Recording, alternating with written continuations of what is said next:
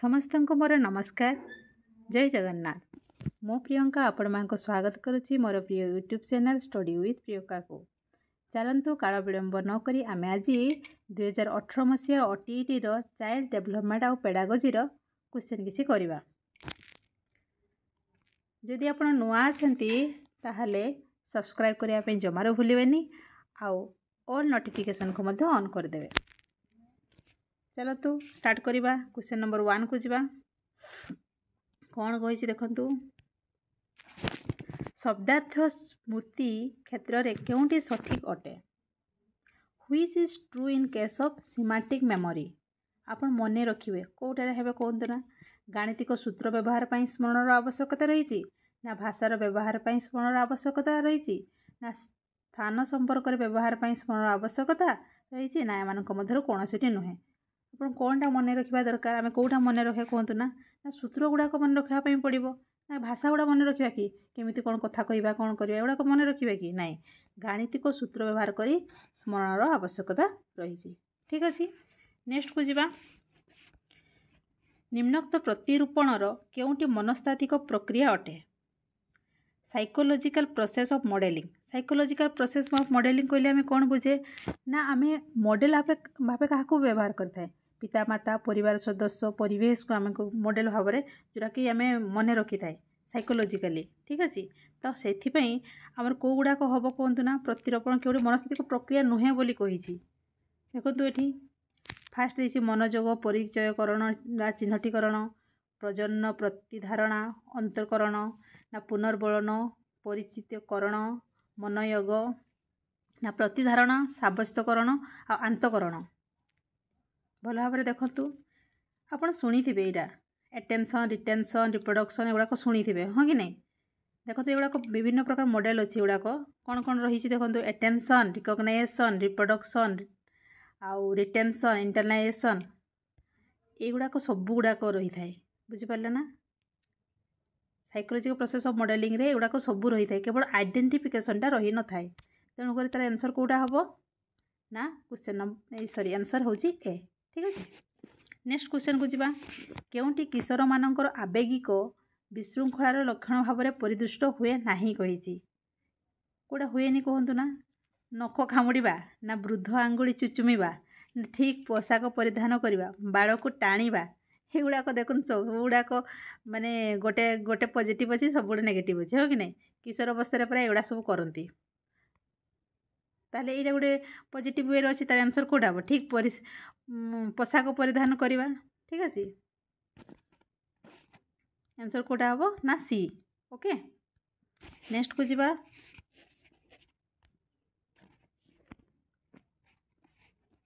4 number question को जड़े संगठनवादी शिक्षकों केउंटी सठिक नुहे बोली कहिछि? कोटा सठिक नुहे देखिबा। शिक्षार्थी मानक पई समस्या स्थिर करती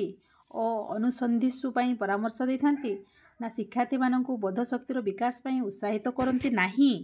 शिक्षण पई कश्चित पृष्ठभूमि सृष्टि करथांती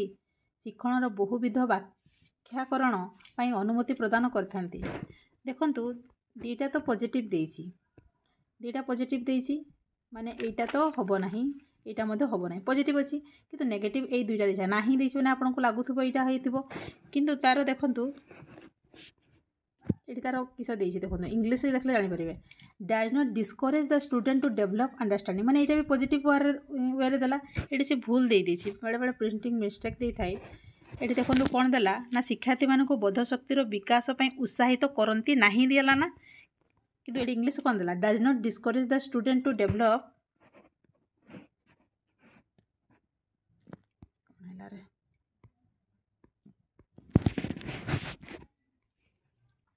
डेवलप अंडरस्टैंडिंग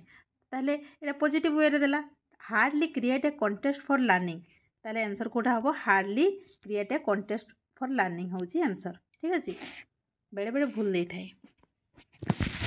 क्यों कार्यक्रम नामगत शब्द मानकर प्रथम अक्षर को नहीं लास्ट गठित माने लास्ट फुल फॉर्म कौन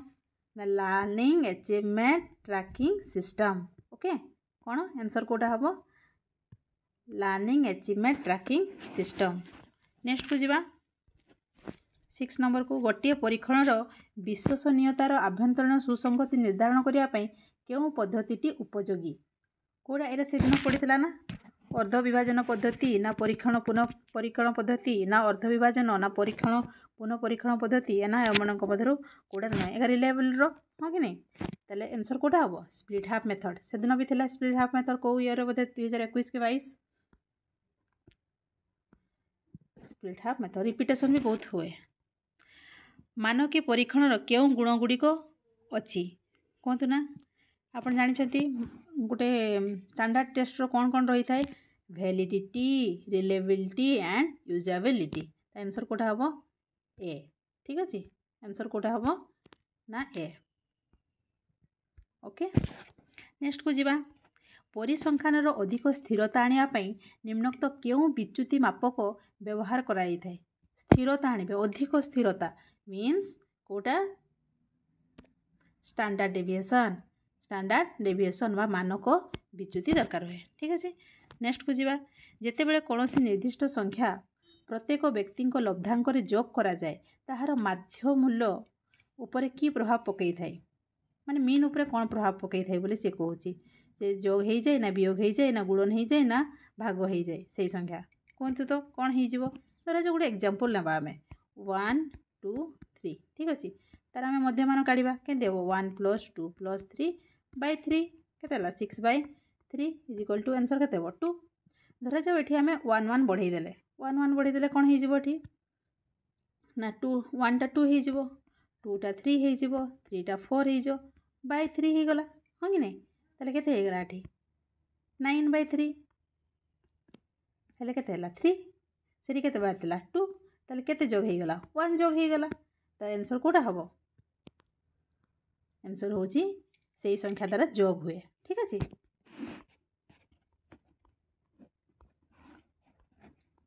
बुझा पड़ुची नेक्स्ट को जीवा अणवर्गीकृत तथ्यावली मानक विच्युति मूल्य निर्धारण सूत्रटी कौन एटा बार बार पड़े है तेणु तार आंसर कोटा हम √(d²/n ओके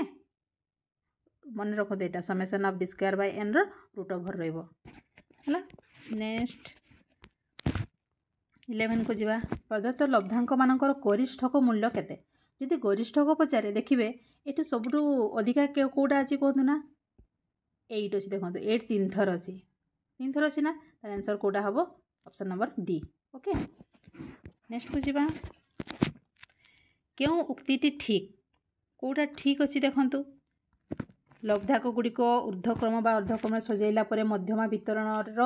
ठीक मध्य भाग अवस्थापित हुए ना प्राप्त लब्धांक गुड़िकर मूल्य परिवर्तन मध्यमा परिवर्तन हुए यहाँ तो ठीक अच्छे अलग कड़े जी हाँ कि नहीं देखिपुं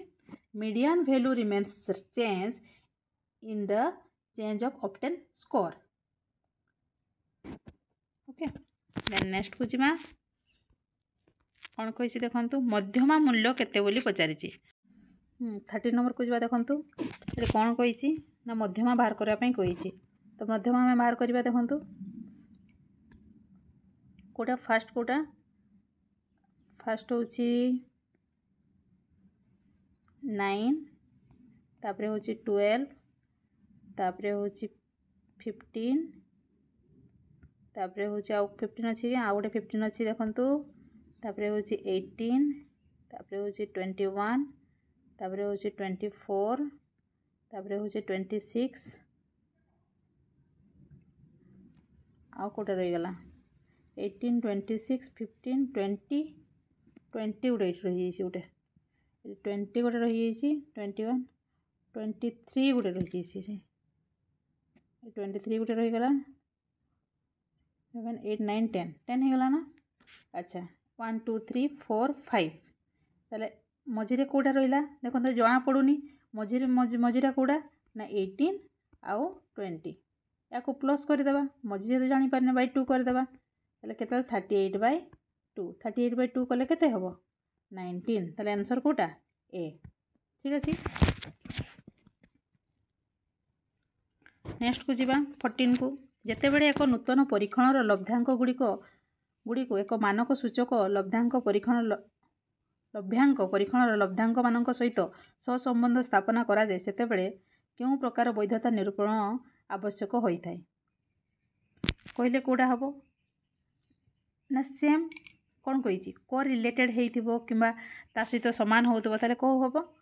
कनकरेंट कोडा हबो कनकरेंट ओके। नेक्स्ट को जिबा शैक्षिक कार्यक्रम क्षेत्र में शिक्षार्थी प्रगति लिपिबद्ध करने निम्नोक्त मापनी मध्य केउटी व्यवहार करा जाय थाए 4 पॉइंट मापनी ना 3 पॉइंट ना 6 पॉइंट ना 5 पॉइंट एटा 5 पॉइंट कोटा हम 5 पॉइंट कोगुड़ा A B C D E ठीक अच्छे से आकार पॉइंट दिखाई तेणुक यहाँ हूँ 5 पॉइंट आंसर कोटा हम ना बी। नेक्स्ट को जीवा निम्नलिखित मध्य केउटी लब्धांक गाइड भाव व्यवहार कराई थाए कोड़ा गाइड भाव व्यवहार कराई थाए कहले लब्धांक गाइड भाव टूल कोटा कहले स्कोरिंग गाइड कोटा हम पोर्टफोलियो ना ऑब्जर्वेशन ना चेकलिस्ट ना रुब्रिक ऑब्जर्वेशन तो ऑब्जर्वेशन देखती पोर्टफोलियो तो गोटे गुच्छा आकार व्यवहार कराई चेकलिस्ट कौन कर सी पार्टिसिपेट करुच्ची ना करूनी तो आंसर कोटा हम ना रुब्रिक्स कोटा हम ना रुब्रिक्स ठीक अच्छे। नेक्स्ट को जीवा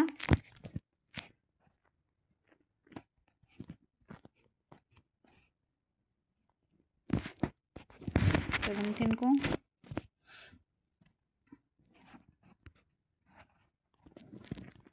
निम्नोक्त मध्य केउटी पाठ्यक्रम संगठितर नीति नुहे बोली कही नीति नुहे कोरिलेशन ना मैनिपुलेशन ना एक्टिविटी ना यूटिलिटी कोटा हम कहतु सहसंबंध ना एक्टिविटी ना कोटा नुहे बोली पचारि ना कौन कौनटा नुहे बोली कहुए कौशल साधन नुहे कौशल साधन केतले हो पारबनी एक्टिविटी तो रही है यूटिलिटी भी रही है कोरिलेशन भी रही है तेणु आंसर कोटा हम ऑप्शन नंबर सी ठीक अच्छे। डिस पेडागोजिया पेडागोजी कहला माने कौन ना शिक्षादान कथा कहुच्छी ने तेणुक उत्तम कौन कही मध्य क्या सहित संपर्कित बोली कही उत्तम शिक्षादान अभाव ना उत्तम परिवेश अभाव ना शिक्षार्थी उत्तम पाठ्यक्रम अभाव ना एम कौन सी नुहे कहले कौटा हम it lack of good teaching ठीक अच्छे। नेक्स्ट को जीवा शब्द सबु भाव बा आंतरवक्तृता और भाषा सह जड़ित भाषा सहित जड़ित एटा किए कही भाइगोट्स्की ना नोभाक ना पियाजे ना ग्लासरफर्ड किए कही कहतु ना भाइगोट्स्की किए कही ना भाइगोट्स्की ठीक अच्छे। नेक्स्ट को जीवा निम्नोक्त मध्य सृजनशील शिक्षार्थी ठारे क्यों गुणटी न थाई कही कौ गुणटी न थाई गोटे नेगेटिव थी देखु जिज्ञासु ना दूरदृष्टि संपन्न ना अंतप्रज्ञात्मक ना विफलतार सम्मुखीन भाव अनिच्छा एटा नेगेटिव गोटे अच्छी रहा ना तेणुक आंसर कोटा हम ऑप्शन नंबर डी।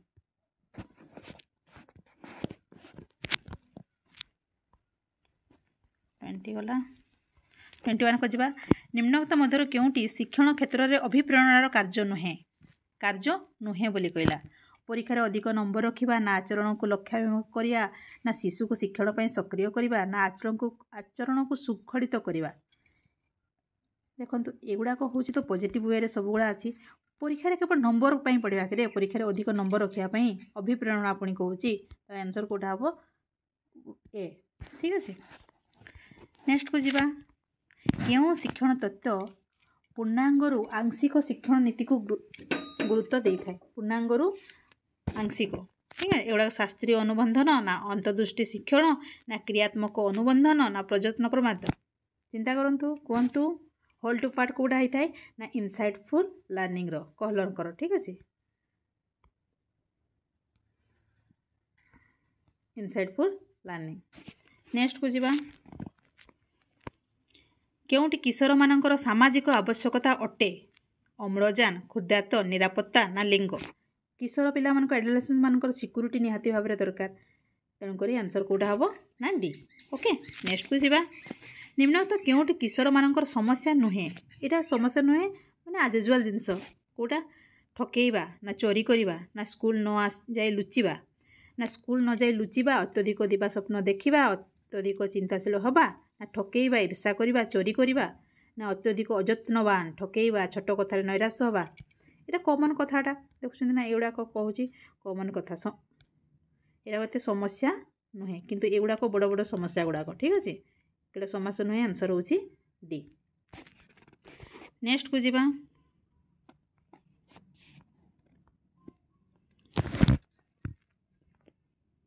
ये देखो चोरी करवा एक मंद कार्य बोली विवेचना करा जाई थाए कारण यह समाज द्वारा मंद बोली विवेचना करा जाए एटा समाज एटा ए पुढे पढ़ले ना समाज द्वारा मंद बोली कहुई थाए तेणु निम्न प्रदत्त क्यों नैतिक स्तर को बुझाई थाए विभिन्न प्रकार नैतिक स्तर अच्छी एटा कौटा को बुझेबा जेहेतु समाज कथा कहुई तो प्राक तो हेनी सनैतिक निजर तो हेनी तेणुकर कौटा हम पारंपरिक नैतिक बाता को कह जाए कौन ना कन्वेंशनल मोरालिटी। ओके नेक्स्ट को जीवा व्यक्ति वस्तु निर्वाह करुवा कार्य को कौन बोली कह जाए व्यक्ति जो वस्तु निर्वाह करुवा कार्य को कौन कह जाए अंतररचना ना आत्मीकरण ना उपयोजन ना संतुलन स्कीमा कह जाए कौन कह जाए ना स्कीमा एकोमोडेशन तो गोटे जिनस नुआ जिनस गोटे ये करवा इक्विलिब्रियम तो बैलेंस करवा ठीक अच्छे ना आउ एसिमिलेशन तो स्कीमा जो नुआ ये बाहर करते ताले आंसर कौटा हम ना स्कीमा कौटा हम ना स्कीमा अंत रचना ठीक अच्छे। नेक्स्ट को जीवा जड़े व्यक्तिर दुई बा तत्वधिक दक्षता मध्य पार्थक्यता कौन भाव में परिचित अटे जड़े व्यक्तिर दुई बा तत्वधिक दक्षता मध्य पार्थक्यता माने गोटे गोटे ही लोकर दुई बा अत्यधिक दक्षता जो रही पार्थक्य रही कौन बोली विवेचित करा आंत व्यक्तिगत पार्थक्यता ना आभ्यंतरीण व्यक्तिगत पार्थक्यता बहुविध परिसर भित्तिक व्यक्तिगत पार्थक्यता ना एमानक मध्य कौन सी नुहे चिंता करूँ निज कथा कहुई ना तेणुक इंट्रा गोटा हम इंट्रा इंडिविजुअल डिफरेंस देखिए गोटे गोटे टर्म गुड़ाक इंग्लीश आप भल भाव में बुझीपारे तेणुक इंग्लीश को भी जब बुझीपारना तो इंग्लीश को देखिए फॉलो करेंगे ठीक अच्छे। ओके नेक्स्ट क्वेश्चन को जीवा सृजनशील शिक्षार्थी क्यों गुण देखा जाए थाए बहुमुखी चिंतन ना मौलिकता ना स्वाधीन चिंतन ना उपरोक्त समस्त सब गुड़ा रही थाए तो बहुमुखी चिंतन भी मौलिकता भी स्वाधीनता भी तेणुक आंसर कौटा हम ना option number D. Okay next को जीवा पियाजंक मत अनुसार निम्नोक्त मध्य क्यों पर्यायटी स्थूल संकार्य पर्याय अटे पियाजंक चार्टा थिला गोटे हूँ शैशवावस्था बाल्यवस्था परवर्ती बाल्यवस्था कैशोरावस्था हाँ कि इनफान्सी हूँ प्री ऑपरेशनल हूँ फॉर्मल ऑपरेशनल हूँ सॉरी कंक्रीट हूँ फॉर्मल तो सी कि पचारि स्थूल माने कंक्रीट कथा पचारि तेणुक आंसर कौटा हम ऑप्शन नंबर सी। नेक्स्ट को जीवा लास्ट क्वेश्चन शिक्षण साधारणतः जेकोसी आचरणगत परिवर्तन को बुझाए जहाँ क्यों घटना जो घटी थाए परिपक्वता ना वृद्धि पाई ना विकास पाई वृद्धि विकास पाई आपन को फास्ट ही कैंसल होगा तो परिपक्वता हम ना अनुभूति हम मैच्योरेशन दरकार ना एक्सपीरियंस दरकार खाली गोटे छुआ मैच्योर हेले कौन बिहेवियर तक चेंज हो कि नाई ता अनुभूति दरकार अनुभूति परिवेश आसीपे फैमिली आसीपे जो थी आसीपे तेणुक आंसर कौटा हम ऑप्शन नंबर बी ठीक अच्छे। जदि मो भिडियोटी भल लगिला ताले लाइक करंतु शेयर करंतु एवं नुआ अछंती तो सब्सक्राइब करने जमार भूलंतुनी। धन्यवाद। जय जगन्नाथ।